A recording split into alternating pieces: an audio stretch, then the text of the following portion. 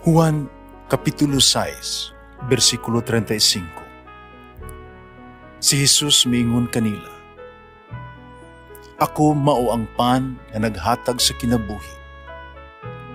Ang muari kanako dili nagayod gutomon, ug ang mutuo kanako dili nagayod uhawon." Pan sa kinabuhi. Maglikon unta sa mong pagtuo ug gagaka kami sa pagtuman sa imong mahal nga kasuguan. Ang Ginoo naa kaninyo. Santo sa Ebanghelyo sumala ni San Lucas.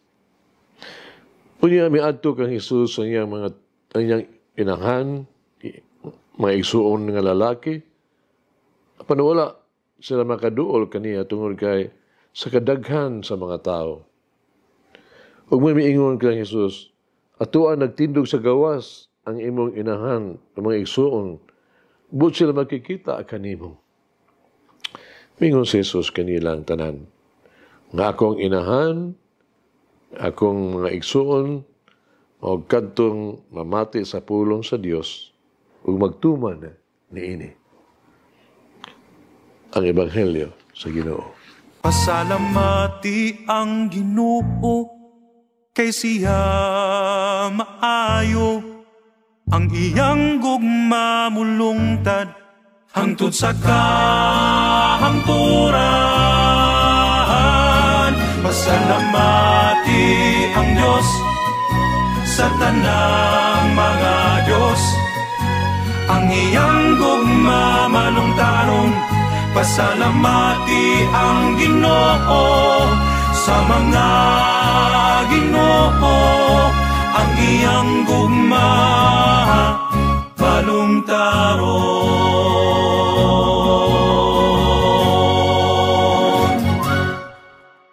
Tunay duha kabutang ang ngayon ito ipatinaw din sa Ebanghelyo karon. Una may tungod sa pulong nga mga igsoon. Sa Hebrehanon o Aramayek, ang mga pinulungan nga gigamit ni Jesus niadtong panahon na wala specific, no, nga pulong alang sa mga igagaw. Ang pulong nga mga igsoon sa Aramayek nga tradisyon nagpasabot ng mga paryente ni Jesus, tanang kadugo. Ug sa English, ang katumbas sa mga igsoon mao ang mga igagaw ni Jesus. Sa Griego nga pinulungan sa Biblia, ang pulong alang sa igagaw na ilhan o gihubad igsoon. Sa dili tuyo ni San Lucas na gamiton ang pulong ng mga igsoon isip eksklusibong diwa sama sa ato paggamit ni karong panahon sa English. Ikaduha ang atong ipatinaw mao ang mahitungod sa tubag ni Jesus. Ang akong inahan, ang akong igsuon, mao kadtong nakadungog sa pulong sa Dios ug nagbuhat niini. Si Jesus dinhi wala magsalikwa sa iyang pamilya, ha? Dili siya murabag na way batasan ba impolite. Wala niya gilimod kung kinsa ang iyang inahan o kinsa ang iyang mga paryente. Si Jesus wala maglimite sa iyang pamilya sa relasyon lamang sa dugo. Uban sa tubag ni Jesus, iya kining gipa abot aron kita naapil sa iyang pamilya. Sa usang pagiha, kung atong himuon ang kabubuton sa Dios, nga atong kabubuton. Kung iyang mga pamaagi, ang among dalan nato sa tuan. Magdalan na kita mga igsuon Jesus. Kung atong dawaton ang pulong sa Diyos, isip atong kinabuhi, ang pulong sa Diyos nan, ang atong kaparyentihan, pamilyanong relasyon, uban ni Jesus, nagsugod na.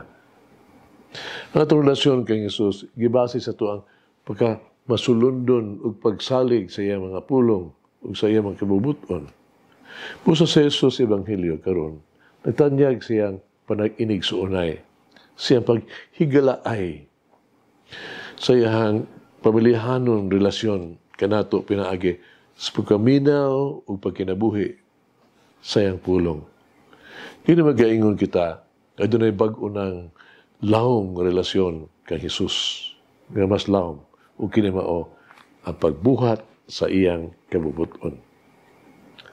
Dunay pa sayon, epektibong paagi, may sakop kang Hesus, o kini mga pagpahiyon sa tuang kaugalingon kinabuhi sa iyang pulong. Atong lig-on nga koneksyon relasyon kang Hesus mao ang pagsunod sa iyang mga pulong. Nahimo kitang pamilya sa Dios, pinagisto ang pagkaminaw o pagkinabuhi diha sa pulong sa Dios. Sugla nung kineso sa estudyante ng utana sa iyang magtutudlo, kung saan ako pagkahimong efektibo nga leader, pinagi ba sa kong pagkamaayong mamumulong, iyang magtutudlo mitubag, dili ka na ego. Estudyante may padayon, pinagi ba sa akong pagka-intelihente, kahibalo sa bisag unsay hisgutan? Negatibo gyapon ang tubag sa iyang magtutudlo. Pinagi ba sa pagka masinabtawnon kaayo sa ako ang mga sakop? Bisag ka na dili tubag pas matutudlo. Usan ako pagkahimong epektibo gyud nga leader. Ang matutudlo bigon kaniya. Tudloi o giyahe sila dili lamang pinaagi sa imong pulong, apan labi na pinaagi sa imong maayong panig-ingnan. Hagit kinabuhi. Nagahin ba ako og panahon pagbasa sa Biblia? Ikuha ba nako na kinahanglan nga pagpaningkamot o pagtuon sa pagsabot sa pagbasa sa pulong sa Dios? O gipambit kini, gipuyo sa kini. Mag-ampo kita. Minahal na Ginoong Hesus ang mamaluluyon nga Dios. Pabusahanon ako ang mangayo sa imong pasaylo.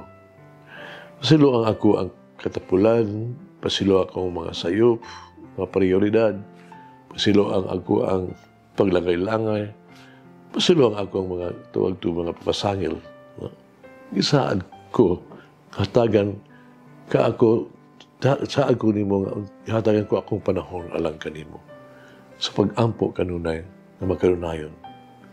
Pagtambaw sa atos nga misa, madomingo, pagbasa sa Biblia kada adlaw, pagdesay sa Santos nga Rosario, uban sa akong pamilya, ug pagbuhat ng mga buhat sa gugmang putli.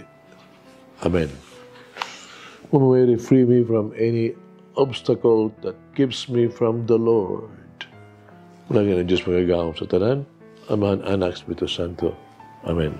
May the Lord of the divine mercy bless us all, heal us from all diseases and suffering.